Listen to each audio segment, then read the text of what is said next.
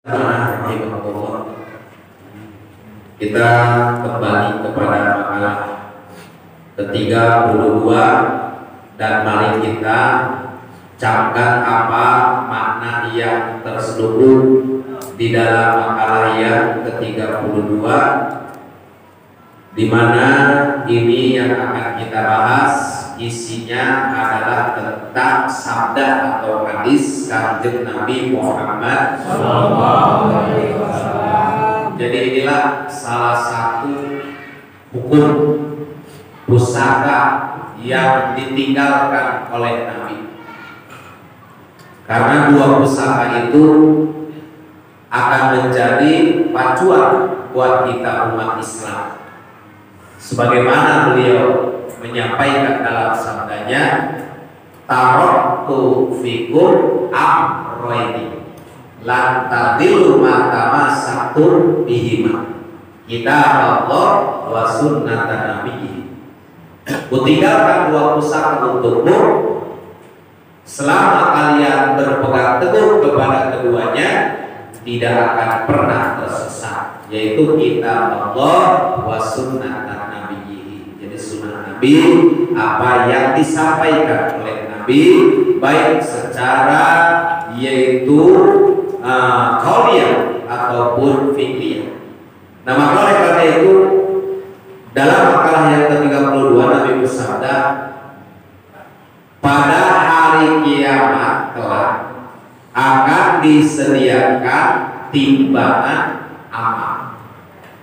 Jadi bahasanya kelak, lamun geus terjadi kiamat bakal ditimbang sakabeh perbuatan.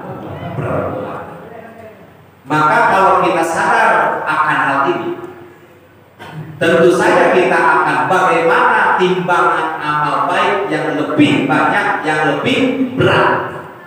Jangan ketika nanti ditimbang ternyata amalnya masih cuil, tapi dorakana 20 karung kodok.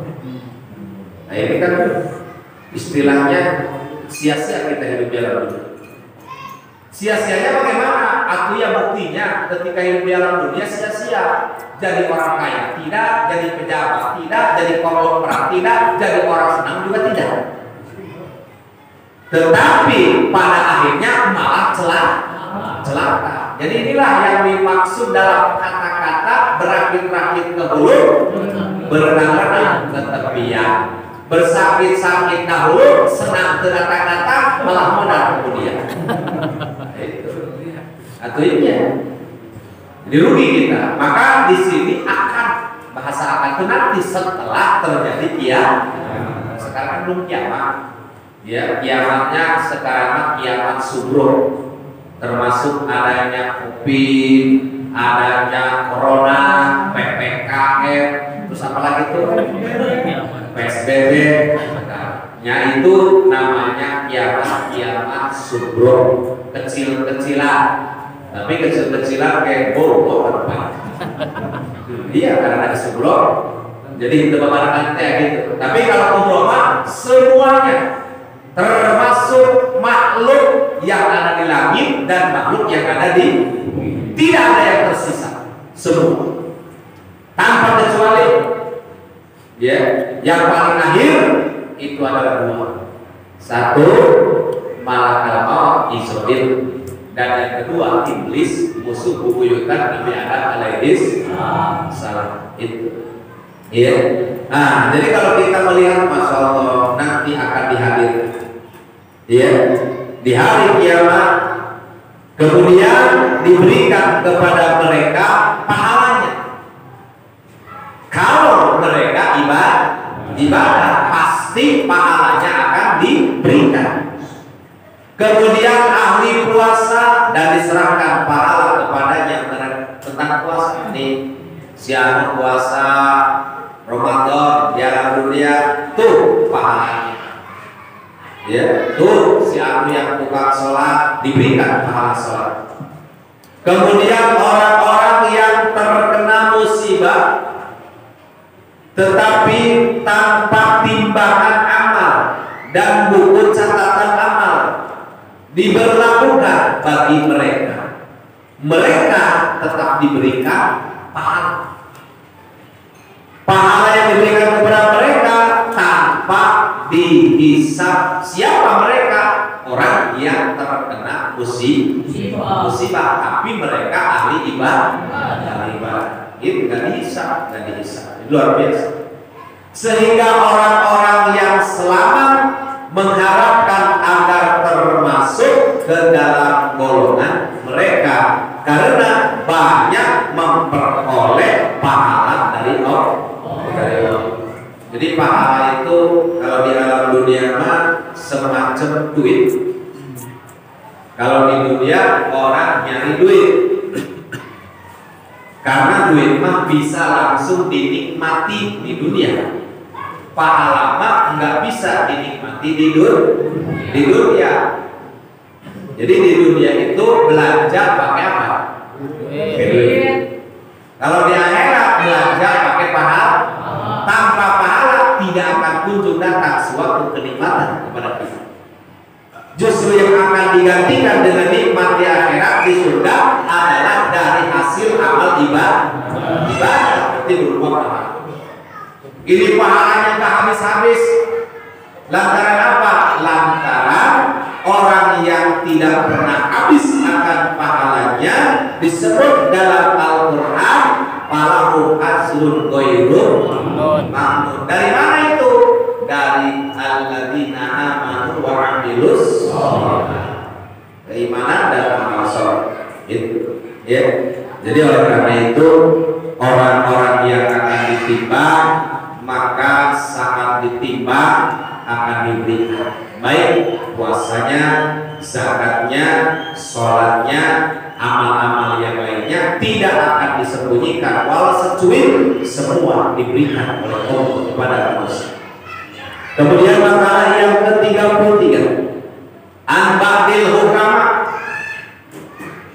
yastakbilu ibnu adama arba'a nuhubatin yantahibu malakul mauti ruhahu wa yantahibul warasatu malahu wa yantahibud dudum jismahu wa yantahibul musomahu amalahu.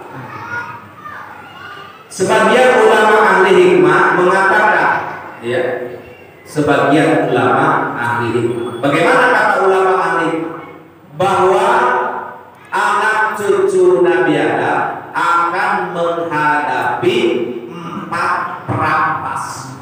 Siapa anak cucu Adam? Kita, artinya manusia. Jadi selalu disandarkan kepada Ibnu Adam, keturunan Nabi Adam. Kenapa? Supaya kita tidak melupakan asal. Kenapa tidak melupakan asal? Karena dalam Al-Quran Allah Subhanahu wa Ta'ala menjelaskan, ya ayyuhan nasu taqu rabbakumul ladzi khalaqakum min nafsin wahidah. Jadi kita ini diciptakan dari satu jenis. Nah, berasal dari Nabi Adam. Itu. Apa yang akan dihadapi oleh manusia? 4 perampas. Yang pertama, malaikat Israil akan merampas nyawanya. Awas, jangan, ini bukan main-main, tapi ini mah bener. Beneran. Acara kelama rek nyumput baik. Nyumput di mana? Di jeruk tok. Jadi, kok kan tinggal nonton doang.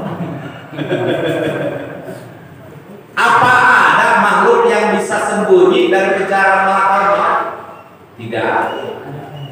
Al-Quran juga sudah menjelaskan, Ainama takunu yudrikumul maut. Ainama takunu, di ana sirokabe. Di mana saja kalian berada. Karena di mana saja tanpa kecuali. Mau di gunung, mau di lembah, di kota, di kampung, di laut, di darat, semua yudrikumul maut, akan didatangi oleh malaikat maut. Bahkan kata Allah,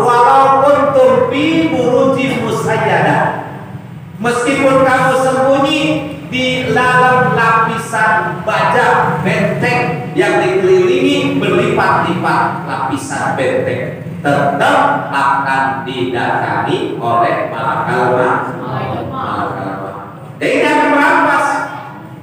Apakah saat dirampasnya nyawa kita dikasih tahu? Tidak. Misalnya malaikat Israil ngomong, sapi kudus ya, hati-hati, ayo datang saja. Mending begitu aja. Atau 1 tahun lagi lebih enak kan? Apa lebih enak? Ada persiapan. Mesti itu sampai kita berupaya. Hari pertama tulis. Ini nggak ada pemberitahuan sebelum. Jadi itu yang pertama yang akan dirampas dari anak cucu Nabi Adam, dari kita manusia adalah nyawa, ruh akan dirampas. Ikhlas atau tidak, ridho atau tidak, tua atau muda, sakit ataupun sehat, maka semua tidak akan ada daya dan upaya, karena ini perintah Allah Subhanahu wa Ta'ala. Ya. Tapi bayangkan apa yang akan kita lakukan saat terjadi perampasan ruh kepada kita.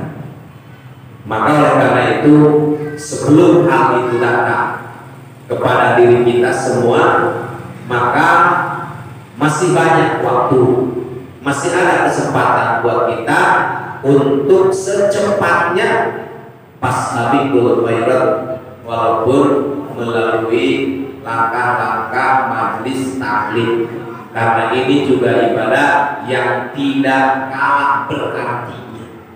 Orang ibadah haji tiap tahun tidak lebih baik, umroh tiap bulan tidak lebih baik, tapi thalabul ilmi tiap waktu jauh lebih baik. Ayo orang ngomong hayang ka surga. Kabeh dalam ayat hayang ka. Tapi ngan ulahan saur hayang. Ya, hari hayang doang mah hayang, tapi terlaksana berarti hayang. Kalau kita memang pengen ke surga, berarti minimal harus tahu jalannya dulu. Ayeuna hayang ka surga jalanna kitu nya kamu nyasar. Gitu kan? Dua orang mereka mana? Mereka anu nyawa teh jalan kan? Nyawa teh mana? Nah, apa lah kayak Google Map? Iya, atau di dunia apa pakai Google Map bisa ya?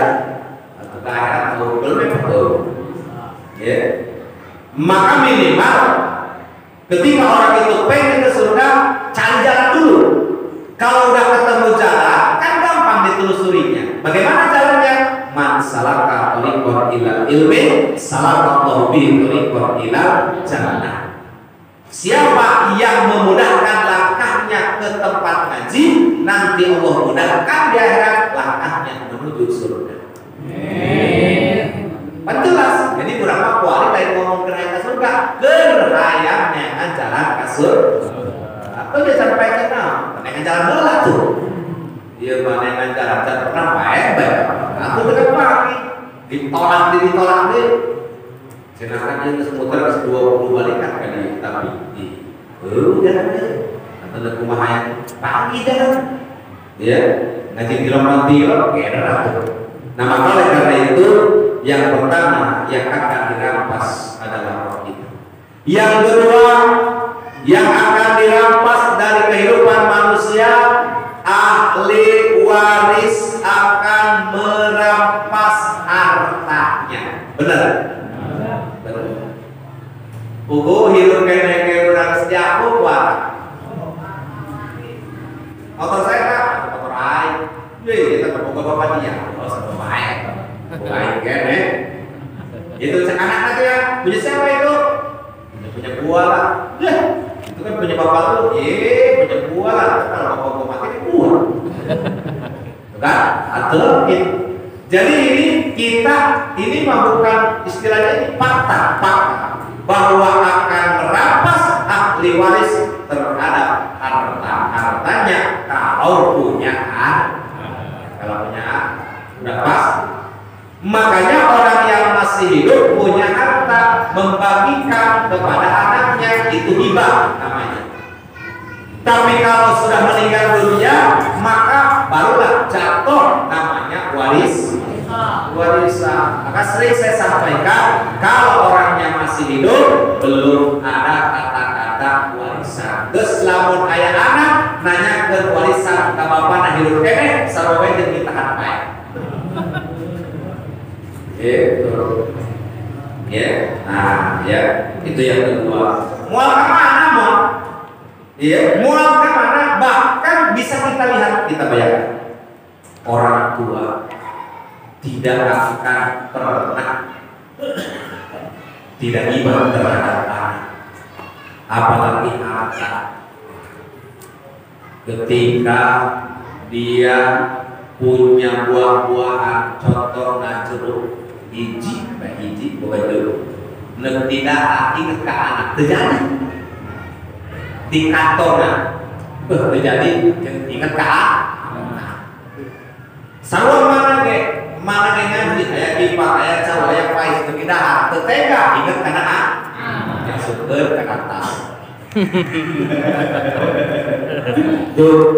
Jadi mau kemana? Ya, apa yang dimiliki oleh orang tua pasti bakal diwaris oleh anak. Tetapi anak bukan hanya cuma mewariskan harta saja, tapi juga termasuk hutang kudu diwaris. Iya, imolobana kumpul di dalam masalah ayat tentang warisan baik. Giliran kalau nggak hutang, tinggal pasti klien. Sarua kurang begitu aja kumpul. Iya ke sarua warisan tapi kalau kurang. Nah dari waktu begitu harta, iya mah hutang. Warisan. Ayolah orang patungan gitu. Kurang bayaran. Iya. Ayo mah ayah.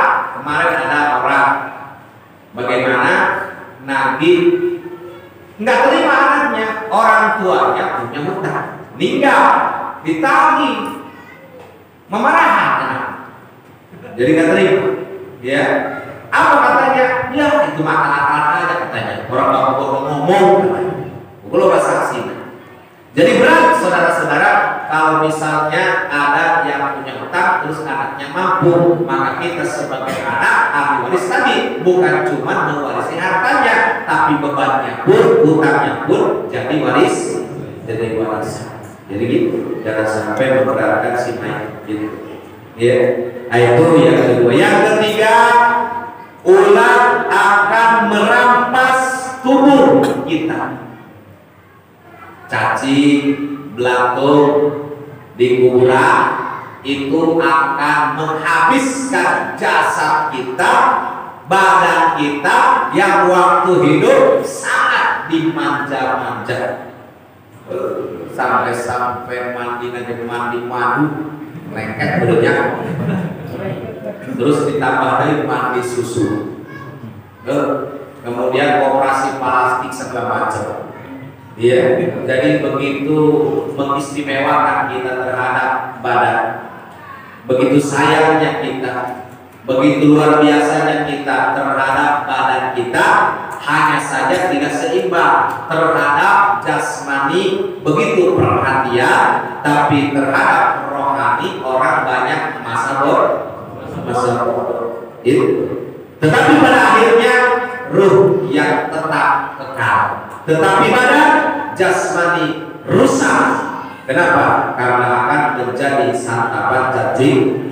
Nah, itu ya.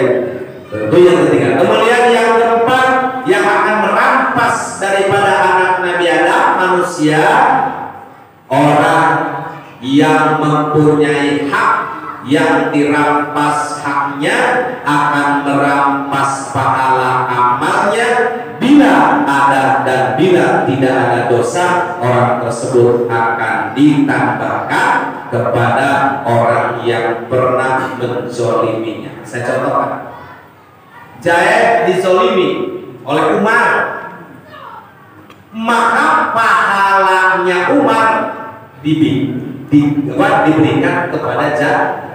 Dosanya Zaid ditanggung oleh itu kalau orang berbuat zolim. Jadi apabila seseorang dolim kepada yang lain, maka yang zolim ini akan memberikan pahalanya kepada yang dizolimi, dan orang yang dizolimi dosanya akan ditukar kepada orang yang berbuat dolim. Jadi yang dolim. Pertama, pahalanya diberikan. Yang kedua, dosa orang lain ditanggung. Dolim itu bagaimana? Seperti tadi, diteluh ekek segala macam.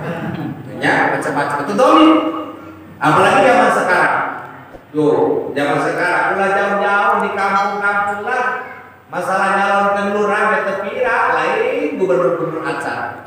Iya, kepala desa bari jelah doang mentama gitu mentama inventarisna pacero in odawin. Tapi akibatnya muasal. Iya, main dukun segala main keluh main sakit tetap berkata. Iya, masalah naudzubillah min. Nah, mengatakan pejabat aku sentik jasadnya jarang usaha. Lantaran saya puisi, karena saya puisi kalau mana bengkok. Karena 99 dalam hal berpolitik pasti menabrak daripada syariat ada. Walau tidak mungkin pasti karena kota politik pak asal air menang batu musuh sebelum begitu ya. Jadi oleh karena itu hadirin jamaah rahimahullah, mengingat ada hal 4 perkara yang dirampas tadi, minimal sebelum benar terjadi perampasan itu maka kita jangan sampai terlena, jangan sampai bersolokan. Karena al-mautu haqqun, kematian memang hak, tidak bisa ditunda, tidak bisa dimaju-maju, dan tidak bisa dimundur-mundur. Akan tetapi benar pun itu terjadi kepada kita, namun harapan kita supaya tetap menghadap kepada Allah dalam keadaan husnul khotimah. Hadirin jamaah rahimahullah, kita lanjut kepada tafsiratul